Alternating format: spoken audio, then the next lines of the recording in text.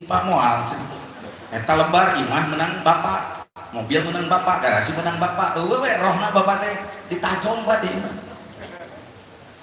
Jadi ketika tidak ada ruhnya, jasad saja tidak berharga. Ibadah juga bapak, kalau tidak ada ruhnya, ibadah apapun tidak akan berharga di mata Allah.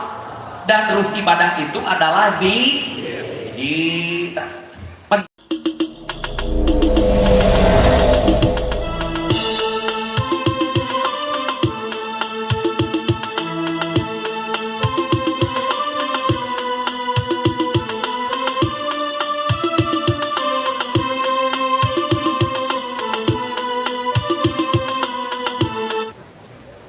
Tapi ada intisari terakhir yang harus kita camkan. Ayahandaku terkasih Kiai Akbar Mardani. Akbar namanya, orangnya kecil Pak. Mudah-mudahan gedean, hanya di Akbar. Tapi tetap kecil orangnya, ilmunya luar biasa. Yang terakhir itu Pak, yang harus dipegang oleh bapak-bapak. Ternyata kalimat sakti yang Abah berikan itu adalah kalimat inti segalanya.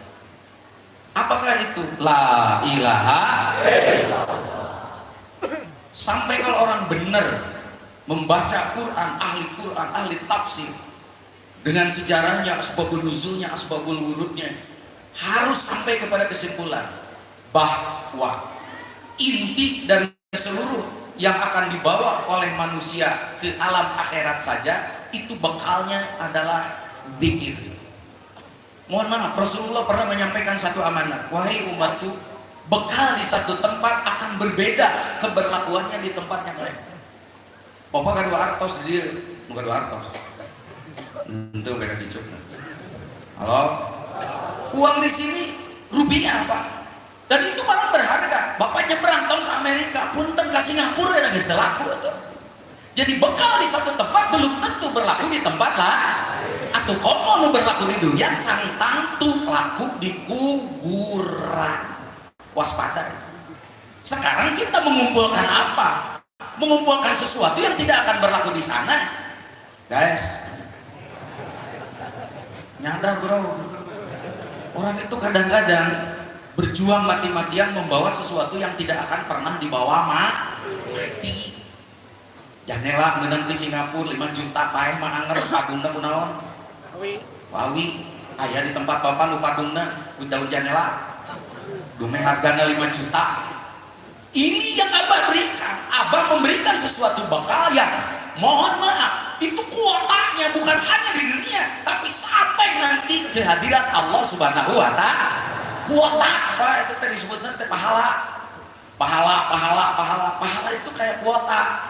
Bapak bisa lihat tetangga kita yang kehabisan, jangankan kuota untuk di alam kubur, di dunia ge punten geus beakeun kuota. Mana nu beakeun kuota? Rezeki seret, hutang numpuk, kiri diet tadi can kabayar, Bang Emok geus nangtung deui. Halo. Ini Pak. Nah, ketika ngomong tentang bekal akhirat, itu pasti seluruh ulama mengatakan bekal ke akhirat itu amal soleh, lain amal udin. Memang soleh. Dan ketika kita membongkar ayat Al-Quran, seluruh amal soleh yang sering diterangkan oleh para ulama, tidak ada satupun yang tidak terkait dengan zikir. Buktikan. Amal yang paling kita unggulkan sholat, hargaan, zikiran Bapak. Kenapa? Karena wa aqimish sholata li dzikri. Torojol jelema balik haji, nu hajina zikiran mah punten ngan ukur bodas huluna. Faidah qadaitum manasikakum fadhkuru. Sekarang lagi rame suruh orang baca Quran. Nini dititah pasohah jeung balago. Hese atuh da untungna ge punten geus HP untuk palsu. Halo. Baca Quran adalah ibadah. Apakah tidak terkait dengan zikir? Terkait. Walaqad yassarna Qur'ana lidzikri fahal min. Kesimpulannya apa?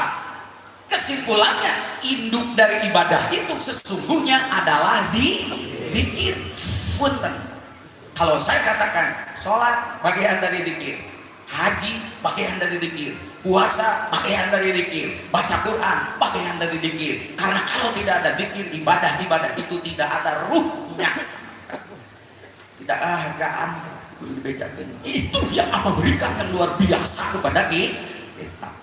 Maka zikir itu adalah ruhnya ibadah. Jelema ya hargaan, kusabau aya kene rohan. Cung salakinan geus kolot.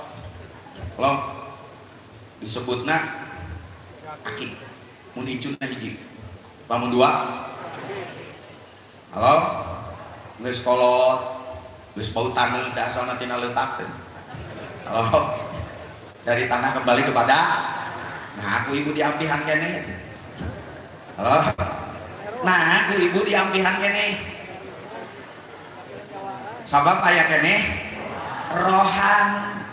Nunggus rohan mah punten kasep kene oge punten harita pae harita dibungkus bade disimpen di bumi. Ning pamoal eta lebar imah menang bapak. Mobil menang bapak, garasi menang bapak, rohna bapak teh ditajong teh. Jadi ketika tidak ada ruhnya, jasad saja tidak berharga. Ibadah juga bapak, kalau tidak ada ruhnya, ibadah apapun tidak akan berharga di mata Allah. Dan ruh ibadah itu adalah di pentingnya dikir teh. Dikir yang diajarkan hanya dua, satu dikir jahar yang bersuara, yang kedua dikir khofi yang tidak bersuara. Nah manfaatnya dikir jahar yang bersuara, manfaatnya banyak. Satu, yang paling hebat dari dikir jahar yang bersuara itu adalah melunakkan hati yang keras. Sabab hati cek Quran kal hijaroh, seperti batu. Awas, batu itu keras, bahkan hati manusia bisa lebih keras daripada batu keras didagorna ku palu. Hati bapak nu teuas, mohon maaf, mau didagor pakai apa? Jawabannya adalah dengan dikir. Itu sebab kenapa dikirnya itu ada gerakan yang seperti ini. Perhatikan saya, la ilaha illallah. Ilnya itu dipukulkan kepada kolbu jantung kita supaya lunak. Yang kedua, manfaat dikir jahar itu adalah harus mencapai jam'iyah. Jam'iyah ada dua, jam'iyah pardiyah, jam'iyah bil jamaah. Dikir keras jam'iyah fardiyah karena kesatuan suara orang kerdikir. Makanya ku abah pun dikontrol itu iramanya, dikontrol kesamaannya. Kalau dulu diantar pak, dia dikir wakwek jadi itu tarik tarik, jadi dia singgorowok, dirinya mah keret gitu. Lo sedang dikir hopi, ternyata dikir bari ngopi. Oh, kenapa begitu? Ada rahasianya pak. Rahasianya luar biasa itu terhadap perbaikan akhlak dan perilaku manusia. Begini pak, kalau dikir itu diperintahkan untuk irfa'u aswatakum fid dzikri, tinggikanlah suaramu di dalam dikir. Untuk apa? Supaya tercapai seperti jam'iyatul arifin. Apa itu jam'iyah? Jam'iyah itu adalah terkumpulnya, terfokusnya segala rasa, perasaan, pikiran, putus kepada yang dipikirkan yang ada di sekitarnya dari urusan dunia, tapi fokus kepada yang satu, sehingga yang lain itu tidak terdengar dan tidak mengganggu lagi. Itu jam'iyah. Kumaha jangan lamun urang sorangan, wayahna sing jam'iyah fardiyah. Jam'iyah fardiyah meskipun dikirnya sendiri, awas, suaranya yang konstan, lisannya yang bersuara, sampai suara itu terdengar oleh telinga kita, masuk ke getaran otak kita. Otak kita ada 5 gelombang, dan gelombang yang bisa menerima suara dzikir yang konstan itu efeknya luar biasa kepada kita untuk menenangkan pikiran-pikiran yang bergelombang, stres, stroke, selesai. Bahkan aja omong es dilu surat seri sorangan karena di pikirannya sudah kacau. Sekarang itu ada terapi yang disebut EEG. energi ensefalograf. Jadi ada musik yang dimasukkan ke dalam gelombang otak, dan gelombang otaknya supaya tenang. Ku musik pak, musiknya behak mah edan deui gitu. Ini rahasianya kenapa harus dicapai jamiyah, karena zikir dengan getaran yang konstan sampai frekuensi tertentu naik nanti dari gelombang alfa, dari gelombang beta, dari gelombang delta, turun lagi, nanti dicari frekuensinya. Begitu frekuensinya tercapai, maka gelombang otak itu menjadi tenang. Itulah yang disebut dengan jamiyah. Maka kalau sendiri zikirnya harus konstan, ngagorowok teh teu ajrak-ajrakan teu bisi kasurupan. Itu rahasianya. Kalau itu tidak bisa, maka Bapak harus mohon maaf. Dari mulai 1 tahun yang lalu, Abah turun langsung ke sini. Dikirnya samakan, supaya terkumpul fokus suara itu. Begitu suara itu terfokus, masuk ke telinga kita, pejamkan mata kita, masuk ke alam pikiran kita, masuk ke kalbu kita, maka semua yang ada di sekeliling kita tidak mengganggu lagi. Hutang putus. Beres pikir mah inget deh guys. Halo, ingatan-ingatan yang mengganggu putus. Itu manfaat dikir jahar. Satu lagi, manfaat dikir jahar yang dengan gerakan yang sudah kita kenal. La ilaha illallah, itu tidak sembarangan gerakan. Halo, pasti di antara kita ada yang pernah berurusan dengan dosa. Punten dosa lain malah dosa karasa. Tapi dosa kata Imam Ghazali akibat dorongan nafsu yang buruk, yang nafsu itu ada 7 di dalam tubuh kita, dan yang buruknya itu menggelincirkan kita kepada kehinaan. Kalau sekarang nafsunya itu ada 7, berarti ada 7 dorongan yang membuat manusia bisa berbuat dosa. Mana nafsunya? Amaroh, lawamah, sawiyah, mutmainnah, rodiyah, mardiyah, kamilah. Bapak kudu apal eta. Nah, eta ngaranna ngaji diri. Supaya Bapak apal ieu dorongan nuker ku Bapak digawean tina nafsu naon. Ulah ari dikir geus tepi ka langit ka-7, ngontrol diri tentang nafsu yang membuat Bapak sekarang begitu teu apal. Halo? Ngomong torekat keur itu ka dieu jeung makrifat nih karena diri ge can apal eta. Apa yang menyebabkan Bapak sombong?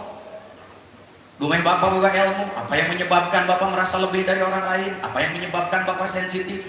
Minta apa eta? Tuh, nafsu amaro itu ada di sini.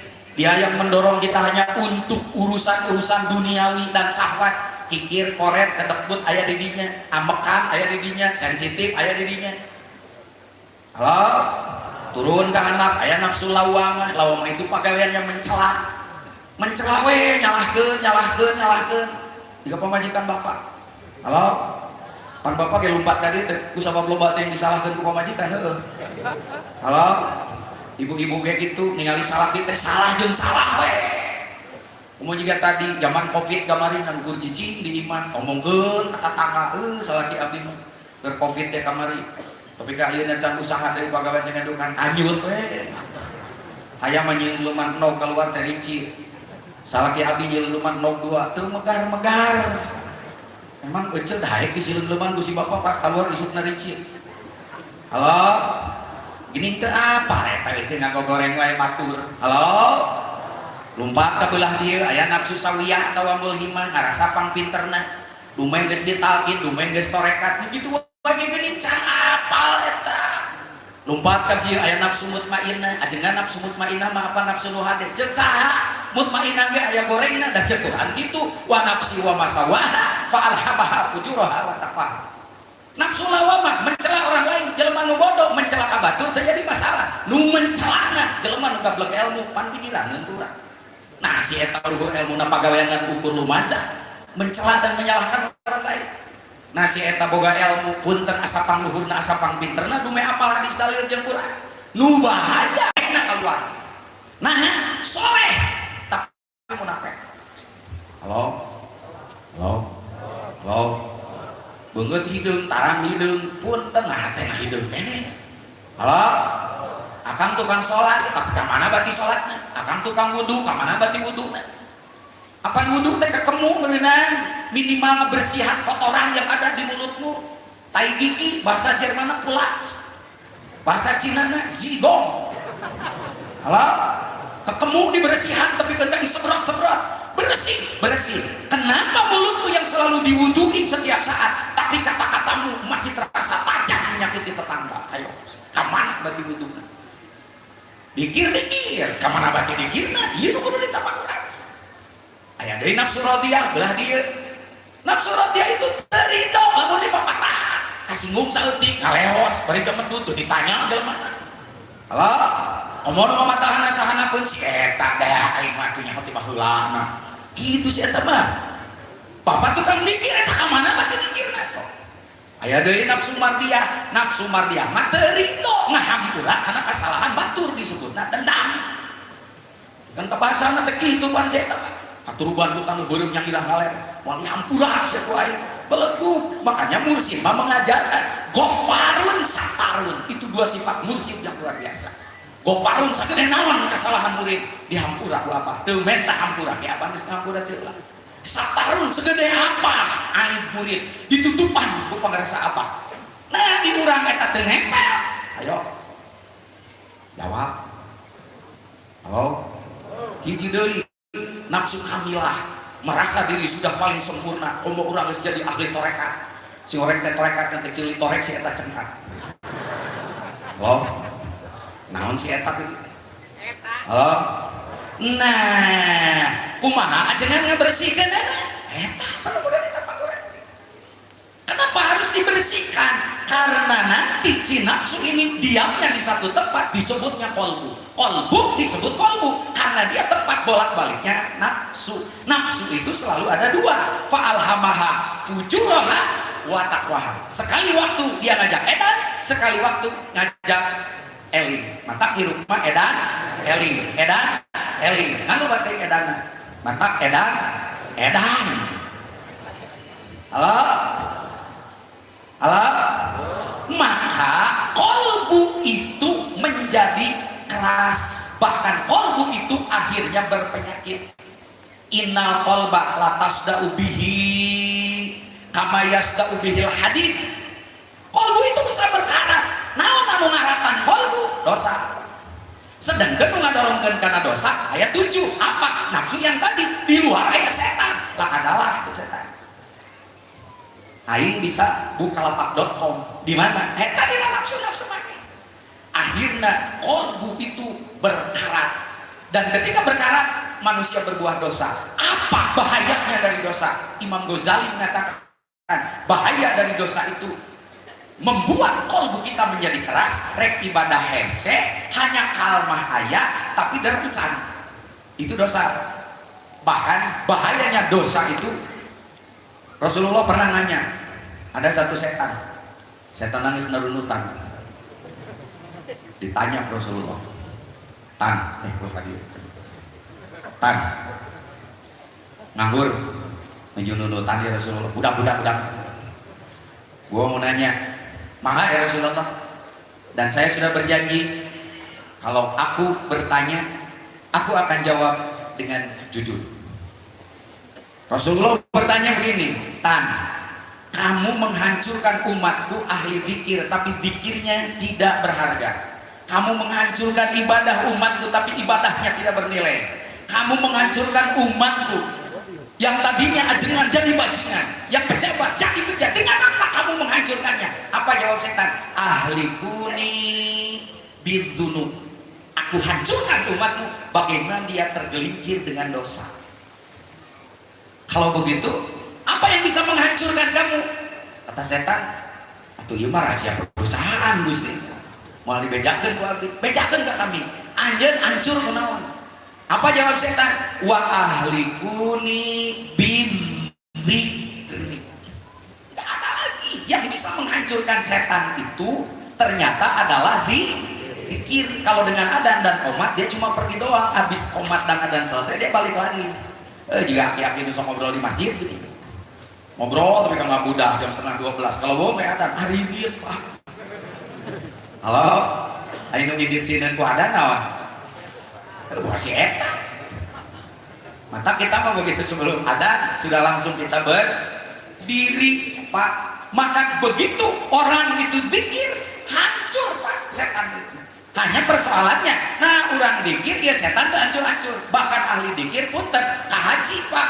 Terus ngabaledogan setan, eta batuna baralik deui kana tarangna, eta. Bebeja kasih kuring, kiai akang teh jumroh, terus ngabaledogan setan. Terus eta aneh batuna ka akang deui, ari akang berarti setana.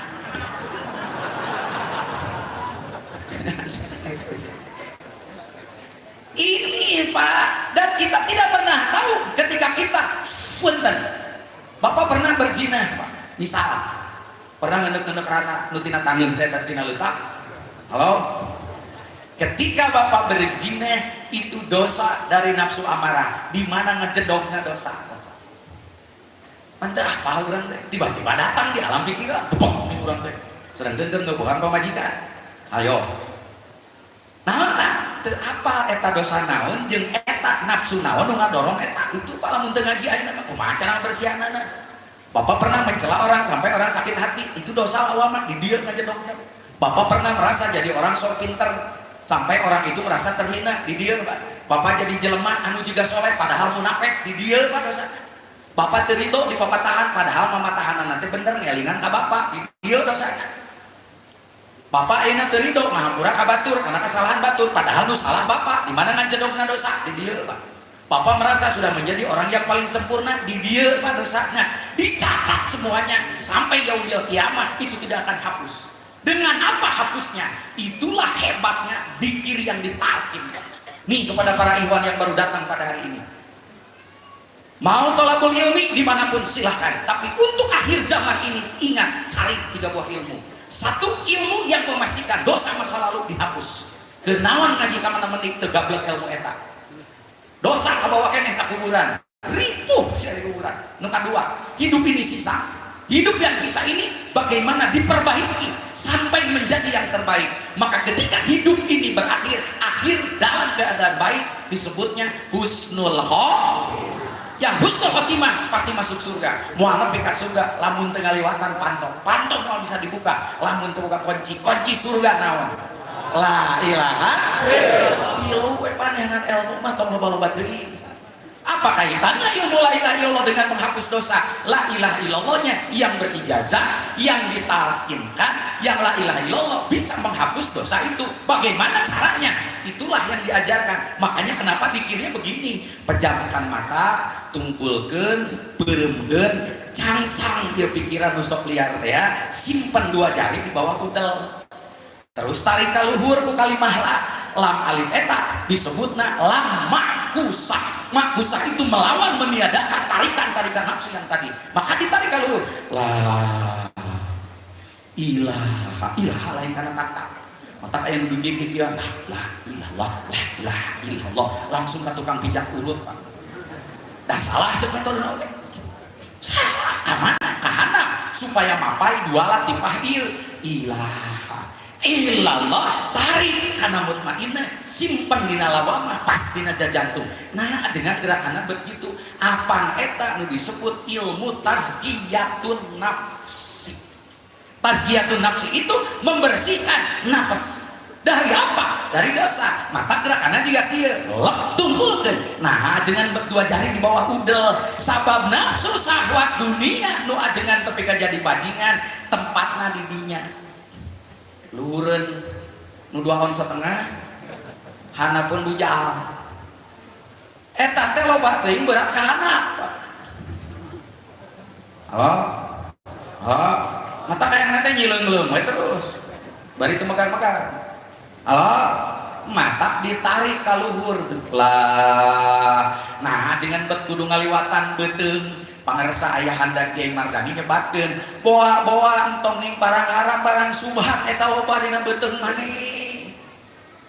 Enggak tahu drum, enggak tahu aspal, yang penting angkut, enggak tahu haram, enggak tahu halal, yang penting masuk perut. Jadi hijab sia dibersihan ku naon? Arek meuli dul kolak mucut. Karena dosa itu goib, dibersihanana kudu goib deui, kunaon? Ku nur dikit, maka ditarik ka luhur. Lah nah jangan kudu liwat kana dada apa di dieu aya nafsu amaroh yang hanya ngurus urusan dunia sakitu geus kolot.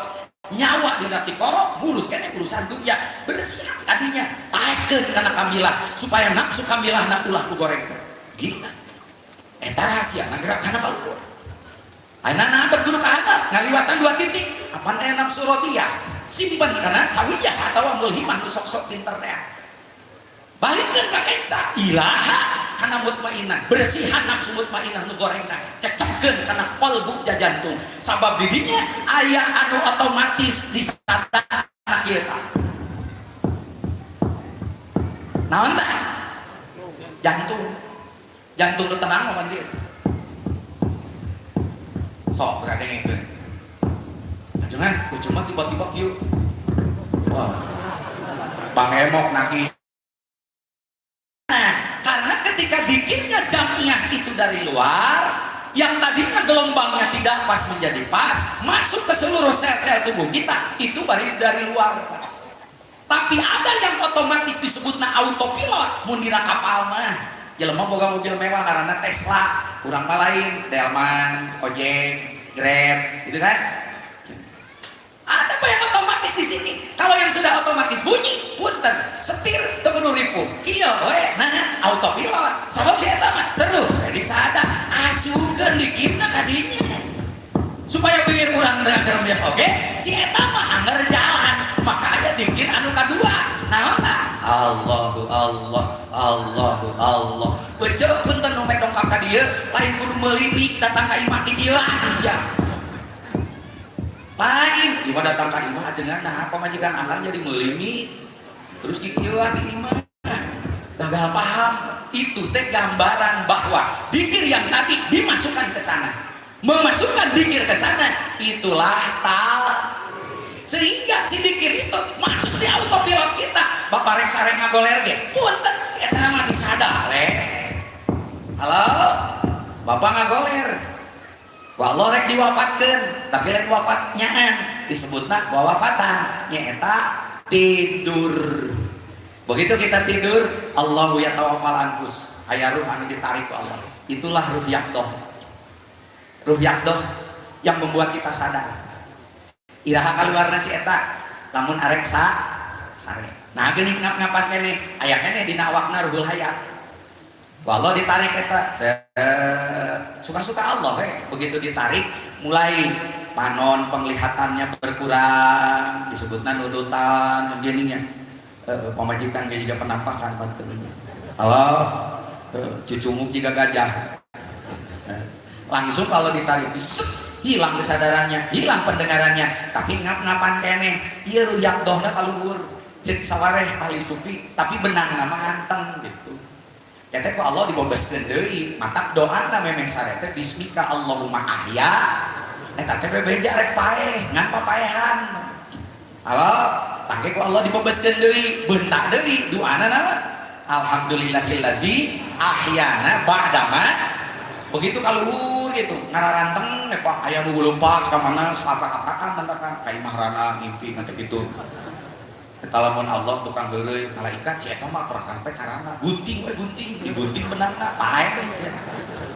Kalau ketika badan kita tidur kenapa ruhaninya nyaring kita menganggap bahwa itu hanya khusus untuk Nabi tidak kata Bang Sahabat sakabe kalakuan Nabi teh teh sunah ke umat nah urang ge sing bisa kitu kumaha apa eta aya pilot otomatis asukeun etana tadinya matak joe jampe turu-turu ojo lali badan turu atinge tangi ngarti teu syukur kuring teu ngarti meskipun badannya tidur di dalam itu mah Allahu Akbar tapi Pak Kiai sekarang saya ngerti kenapa dikirnya begini la ilaha illallah la ilaha illallah eta wujud praktek ilmu tazkiyatun nafsi lain dongeng ngumpul la ilaha illallah la ilaha illallah tapi tadi abdi subuh nguping la ilaha illallah nate ngapanana ge dugikeun ka kuping la ilaha illallah la ilaha illallah la ilaha illallah la ilaha illallah eta teh naon Kiai Dan abah memerintahkan dikirnya satu nafas nafas. Makanya pas nafas terakhir dikeluarkan lohnya itu la ilaha illallah. Kenapa? Bapak kalau mau tahu nupang dipikasieuna meureun ku bapak, itu bapak sedang latihan antal maut qoblal. Jempling disebut maut itu ngaluarkeun nyawa. Tangke bapak lamun rek ngaluarkeun nyawa geus dilatih di ayeuna supaya ulah nyawa aya nyawa anu pakakait keneh jeung nafsu amarah lawamah sawiyah mutmainnah geus dipegahkeun. Aya jelema anu rek kaluar nyawana ugil-ugilan teu bisa kaluar, hiji teu apal jalan, nu kadua nararayeun keneh jeung urusan dunia lamun teu dipegahkeun ku ieu hiji. Nu kadua lamun teu dikaluarkeun sakaligus berarti bapak teu ikhlas kanu mere hirup ka saha ka Allah. Mata aya jelema nu buyal mencari kaluarkeun nyawana hiji teu ikhlas dikira nyawa boga manehna, nu kadua teu apa jalan balik, nu katilu teu apa cara ngaluarkeunana. Da bapak mah apana teh ngasupkeun hungkul. Halo nyawa ieu mah nyawa eta la ilaha illallah la ilaha illallah itu sedang antal maut qoblal maut beh ditu nama. Matak teu kudu juga tarekat nu sejen antal maut qoblal maut dibungkus ku poe di ruang. Alhamdulillah maut beneran Pak. Halo. Yang kedua, di dalam diri kita secara psikologis banyak emosi. Kalau emosi itu dari amarah, yang keluar itu karena pas rarengos. Nah, kotoran-kotoran nafas yang ada di luar kita dikeluarkan melalui nafas itu. La ilaha illallah. Keluar Pak, dendam, sakit hati. Halo? Halo? Beda da ieu ge kecewa hungkul. Mun teu era ku abah mah geus hayang cerai, ngan geus kolot. Mantap mun ora keneh mah daek cerai. Nah, jadi jahe. Jangan heran, geus kolot, jalon. Nah, hirupna teu rarela. Mata abah nyieun kanang di ditu. Ibu rela nu can rarela ada harinya insyaallah kira rela. Halo? Rela bapaknya manakiban, rela teu? Rela bapaknya dikir, rela? Rela bapakna nambahan deui rezekina. Tapi kiai itu kok ada yang dihisap ke dalam lewat hidung. Ini rahasia besar Pak. La ilaha illallah, la ilaha illallah, la ilaha illallah. Eta teh naon Pak Kiai? Allahu Akbar. Di situ ada hadis yang menyatakan, kata Allah, sesungguhnya aku setiap saat, setiap detik, setiap hari mengeluarkan hembusanku. Itulah nafas ilahi. Itulah nafas ilahi. Ku urang mah teu kasesep, nu kasesep teh nafas hutang, kiri dia can kabayar, nafas nyeri hate, nafas dunia we. Eta nafas ilahi teu kahisap. Karena kalau tidak pakai tata cara itu sampai kapanpun tidak akan bisa. Maka itulah yang disebut rahasia nafahoh. La ilaha illallah, la ilaha illallah, la ilaha illallah, la ilaha illallah. Mengeluarkan, menarik. Mata ayat torekat anfa siap kabeh kumpul di dirinya Pak. Karena dengan dua tarikan itu 4 nafas terkumpul sekaligus. Aya nafas, aya anfas, aya tanufus, ada anfus, aya nafas nu dina ieu, aya nafas nu di dieu, aya nafas nu di tengah-tengah di dieu. Lamun ieu eureun oge si eta mah bisa jalan. Saha? Tu lauk. Lo, emang lauk make irung nafasna? Make naon? Nah, abet apa? Halo? Pernah jadi lauk? Itu ada nafas rahasia yang seluruh nafas ini berhenti. Eta mah jalan keneh Pak. Bahkan ada nafas yang Allah simpan di ujung jantung kita. Itulah nafas yang terakhir. Ieu eureun oge eta mah bisa jalan. Kalau itu dihisap, semua nafas itu dapat keturunan torekat tu saja. Halo? Tuh tepi kadinya matak sok beri ilmu terakhir, ilmu akhir zaman, ilmu yang bisa menghapus dosa masa lalu. Karena menghapus dosa dengan cara yang tadi, la ilaha illallah. Begitu dikir itu diucapkan, 4.000 dosa rontok sekaligus. Emang Rasulullah dulu, orang-orang yang dulu dosanya dihapus pakai apa? Sholat belum ada, zakat belum ada. Kunaon? La ilaha illallah. Nah, dengan geuning talqina masal Rasulullah ge pampayuna talqin jeung para sahabat teh masal dikumpulkeun heula. Jadi itu talqin jamiah meunang. Halo? Nah geuning aya fardiyah hiji-hiji sareng ge dicontohan ku Rasulullah. Terjawab sudah sekarang. Itu rupanya rahasia yang selama ini orang anggap bahwa itu adalah bid'ah. Itu gak ada contohnya dari Nabi, bahkan dianggap dikir ajeb-ajeb karena videoan. Halo. Nah, kepada para saudaraku yang baru hadir hari ini, ambil segera itu. Karena kalau tidak ada dikirnya yang ditalkin, maka semua ibadah tidak ada ruhnya. Amin ya rabbal. Billahi taufiq wal hidayah. Assalamualaikum warahmatullahi wabarakatuh.